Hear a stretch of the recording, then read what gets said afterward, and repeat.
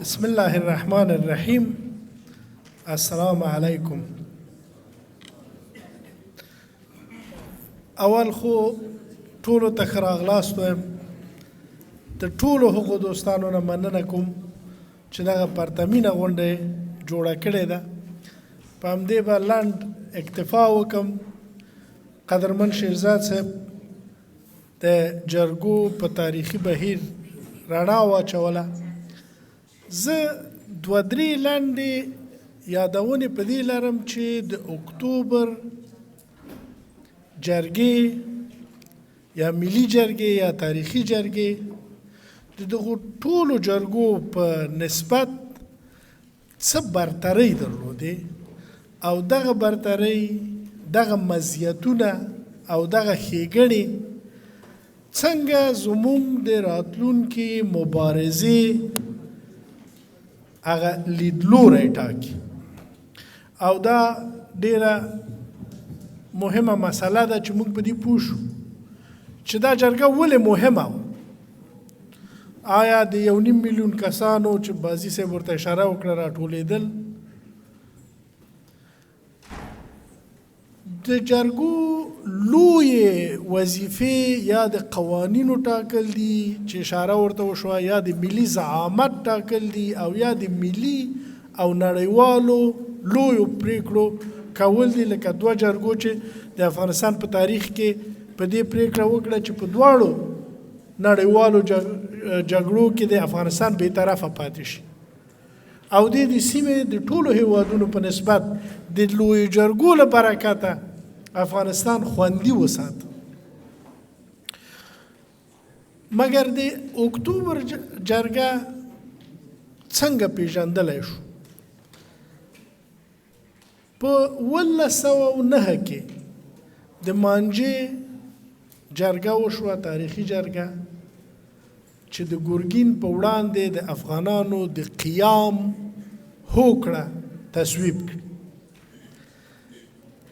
یو ځای کې دغه جرګه ورسره یو مشابهت لري او هغه دا چې هلته هم د حاکمیت په وړاندې د پاڅون خبره کېده او دلته هم د حاکمیت په وړاندې د یو ملي پریکړې هڅه کېده.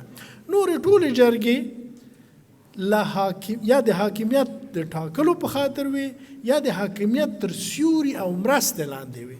له مانجې جرګې نه را دې خواته که هغه په 1940 کې د کندهار تاریخي جرګه وه چې احمدشاه بابا پکې وټاکل شو، که په 1965 کې د امیر شیر علي خان په زمانه کې د انګریزانو په وړاندې د ملي قیام د تصویب لویه جرګه وه، او که بیا وروسته په اماني عصر کې د امیر حبیب الله خان په عصر کې او په اماني عصر کې او تر هغه وروسته لویې جرګې وې چې د نړیوالو جګړو کې د افغانستان عضویت او یا هم د قانون جوړونې مسایل پکې تصویب شول.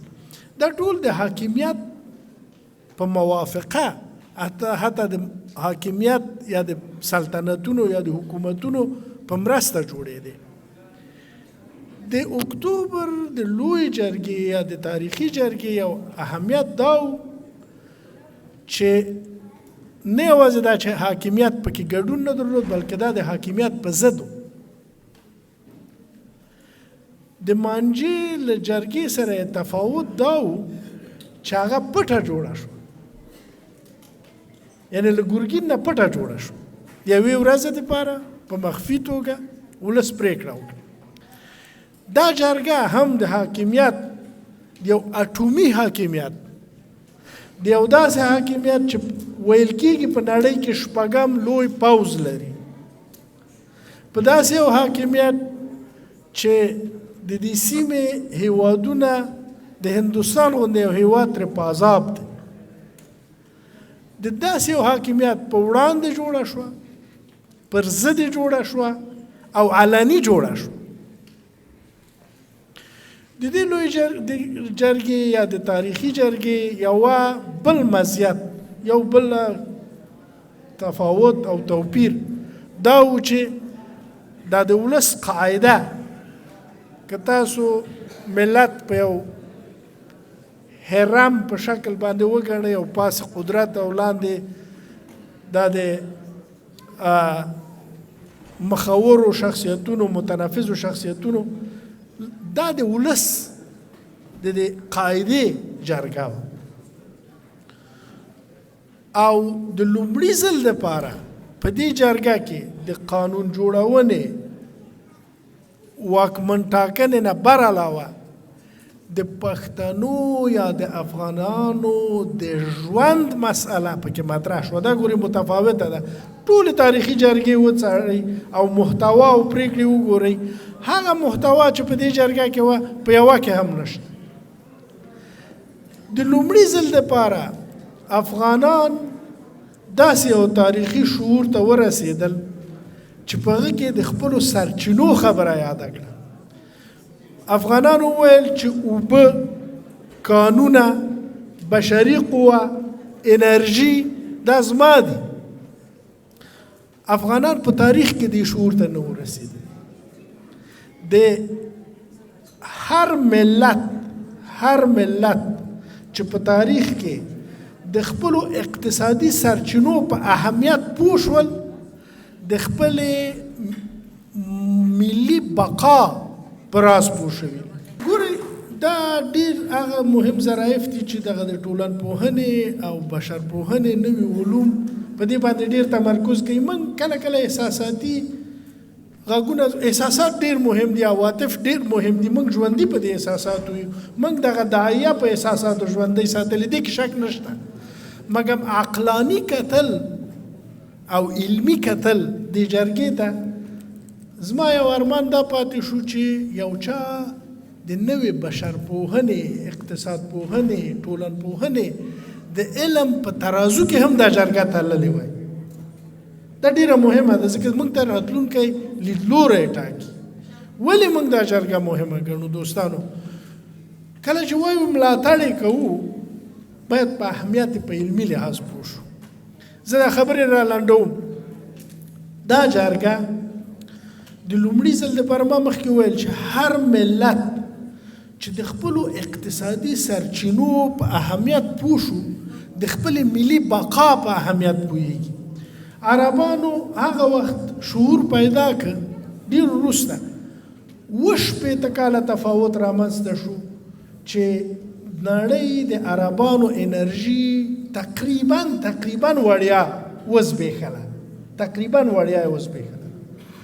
هغه وخت چې عربان یا عربي نړۍ یا د نفتو حوزه د خپلو سرچینو په اهمیت پوه شوه دې ته یې نوم کېښود د عربانو پسرلی دا انقلابونه چې رامنځته شول دا پردي وو داخلي وو هر څه چې وو خو تحول و بدلون عربان پوه شول چې دا زه خو وزبېښلم ویتوشپېلم نور په ما کې څه نه دي پاتې راپاڅېدل وایي چې زما دا حاکمیتونه چې زما د انرژي وړیا زما دښمن ته ورکړې دا زما نه دي د همدې دپاره پښتانه افغانان د لومړي ځل دپاره د خپلو اقتصادي سرچینو خبره راپورته کوي دا ګورئ وړه خبره نه ده لاړ شئ ټولې جرګې له محتوایي پلوه وګورئ هغه هم اهمیت لري چا قانون جوړ کړی چا پاچا ټاکلی چا په نړیواله جګړه کې مګر ګورئ د اقتصادي سرچینو په باره کې خبرې نه دي شوي او د پنجاب غوندې پاکستان غوندې استبلیشمنټ په مقابل کې ودرېدل چې وروره زه ګاز رانوړي او زه ګاز نه لرم اوبه رانوړي زه تږی یم معادن سرچینې ځوانان رانوړي او زه وږی یم زه په پنجاب کې مزدوري کوم زه په عربو کې مزدورۍ خوړین کړم خو زما سرمایه رانوړي دې خبرې ته باید موږ پام وکړو بله خبر د دې جرګې مزیت د لومړي ځل دپاره په تاریخ کې میلیونونو افغانانو ویل هغه جګړه چې زما په خاوره روانه ده زما نه ده دا حادثه ده ستاسو د ملي تاریخ په اوږدو کې ګورئ دا حادثه ده تر همدې جرګې پورې موږ ویلې چې دا د دین جګړه ده او زه مسلمان یم ایله په دې جرګه کې موږ پوه شو چې نه په کورمه پاړه چنار او هنګو کې د شیعه او سني جګړه زما جګړه نه. اول خو 1400 کاله پخوا یوه قصه پیښه شوې ده. په دې زما څه چې زه خپل تربور د تره زوی عزیز ورور فقط د دې دپاره چې دی په یوه فقهي نظر دی او زه په بل فقهي نظر یم، یا په کربلا کې یوه پیښه شوې وه، یو چا بل چاته بیعت نه کوه، خلک ټول محترم دي، زه ورته احترام لرم، مګر زه ولې اوس خپل عزیز پې ووژنم په پاړه چنار او کورمه کې؟ ولې څه پیښه ده؟ تاسو دا د کورمې او د پاړه چنار د خونړیو نښتو دپاره عقلاني منطق پیژنئ؟ نه پیژنئ که نه، هېڅ عقلاني منطق نشته ورته. پښتون دی، په پښتو ژبه خبرې کوي، عزیز دی، دا د دې دپاره بل پښتون وژني چې هغه شیعه دی دا سني دی. ولې؟ دې جرګې په دې خبرې وکړې، ویلې دا پردی ده، دا اجنډا پردی ده، دا له بل ځایه راغلی ده، او زه به د دې دپاره یوه جرګه ټاکم، پیل به یم له کورمې نه کوم چې دا به ګرځي او ورته وایم چې ګورئ دا جګړه پردی ده. زه دوستانو نه غواړم چې دا وخت ډېر ونیسم. یوه یادونه یو بل مزیت د دې جرګې دا که وپېژنو د راتلونکي دپاره د دې د تداوم ضمانت موږ خپله ولس کولی شو. منظور پښتین نارې وهلې چې دا ډالري جګړه ده. هیچا دا تفسیر نه کړه چې ډالري جګړه څه معنی. ټولې وایو، ټولې شعارونه ورکوو، موږ ډالري جګړه نه غواړو. اما تاسو پوښتلي دي چې ډالري جګړه څه معنی؟ ولې دې ته ډالري جګړه وایو؟ کله مو دا پوښتنه کړې؟ دا ګورئ وړه خبره نه ده، دا ستاسو د تاریخ خبره ده. 50 کاله یې موږ په دې ډالري جګړه کې سټ کړو، افغانستان پکې وران شو. څه معنی ډالري جګړه؟ ډېره اسانه ده. ټوله پښتونخوا کې خلک لولږې مري، وزګاري، فقر، محرومیت، مکتب نشته، نجونې مکتب ته نه ځي، هلکان مکتب ته نشي تللی، کار نشته، روزګار نشته، خو د نړۍ تر ټولو پرمختللې جګړه وسله پکې ډزیږي. دا وسله له کومه کېږي؟ په یوه فقیره جنګ و جهل ځپلې جغرافیه کې دومره مرمۍ له کومه کېږي؟ یا به دا منو چې رښتیا معجزې نه دي ختمې او دا خدای پاک له اسمانه رالیږي، یا به دا منو. که دا نه منئ نو پوه شئ چې دا د ډالرو په زور راځي، او د ډالرو په زور هیڅ پیشو د خدای لپاره موږک نه نیسي. د ډالرو په زور چې څه راځي هغه یو څه درنه غواړي، یا به چین ته درد سر جوړی، یا به منځنۍ اسیا ته درد سر جوړی، یا به افغانستان پې ورانوي، یا به ایران پې وهي. خبره په دې کې ده چې څه قصه خو شته. پښتون دا قصه نه منله. مخکې له دې جرګې نه، مخکې له دې دوره نه، مخکې له پی ټي ایم نه، مخکې له پښتون ژغورنې نه، د پښتون لالا منطق دا و چې دین په خطر کې دی او زه دین ساتم. دا اول ځل دی چې وایي چې نه دین په خطر کې ده، زه په خطر کې یم، زه من حیث پښتون قرباني یم. او دا د راویښېدلو د افغاني رنسانس پیل دی، موږ ټولو ته د مبارک وي.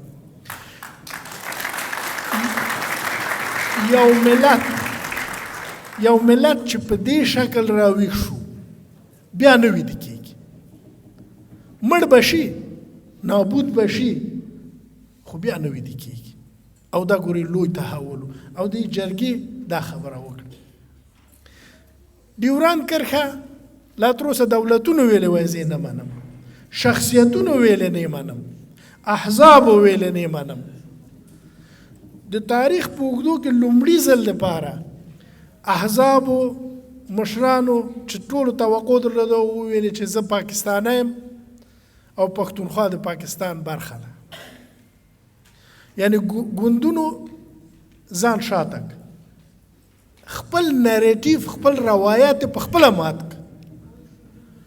په افغانستان کې ملي حکومتونه راوپرځېدل، هغه ملي حکومتونه چې نارې وهلې چې تر مارګلې پورې زما خاوره ده، نه ملي حکومتونه نه هغه میراثي ګوندونه چې د لارو بر نارې وهلې، دا نه د دوی په غیاب کې د دوی په نشت کې ملت ویلې چې زه ډیورند کرښه نه منم. او دا تقریبا لومړی ځل چې ملت دا خبره وکړه، او دا د هم موږ او تاسو ته مبارک وي. اوس موږ د بیدارۍ او ویښتابه دغې زمانې ته را رسېدلي یو، په دې ټکي کې یو. ځکه درته وایم چې موږ باید پرېنږدو، دا زموږ د برخلیک د پاتې کېدا یا ناپاتې کېدا، یا د شیکسپیر پر اصطلاح to be or not to be، یا به وو یا به نو، په دې ټکي کې ولاړ یو. د خیبر د تاریخي جرګې د پریکړو تداوم او په دې درېدل او پرمختګ کول زموږ د ملي بقا د تضمین پوښتنه.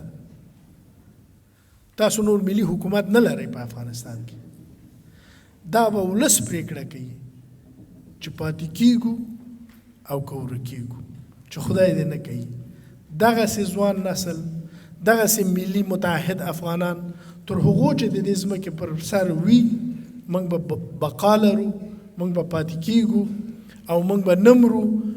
یوه سپارښتنه لرم او هغه دا ده چې د دغسې عقلاني تحلیل او منطقي ارزونې او شننې پر بنسټ موږ اروپا میشتي افغانان دا فضا لرو، دا امکان لرو، دا په وطن کې خلک نشي کولی. د دې لپاره باید نوي ادبیات تولید کو، نوي روایتونه تولید کو، نوي متون تولید کو، له رادیو، ټلویزیون، فیسبوک، ټویټر، منبر، جرګه، میلمستیا، واده، فاتحه، په دې ټولو کې چې خلک راټولیږو دا روایتونه عام کو، د ځوان نسل غوږ ته یې ورسو، او په دې توګه هغه عقلاني او شعوري ویښتیا چې اوس رامنځته شوې راتلونکي نسلونو ته وغځوو او د خپل بقا د تضمین وروستۍ هڅه بریالۍ کړو. زما خبرې همدومره وې. والسلام علیکم ورحمة الله.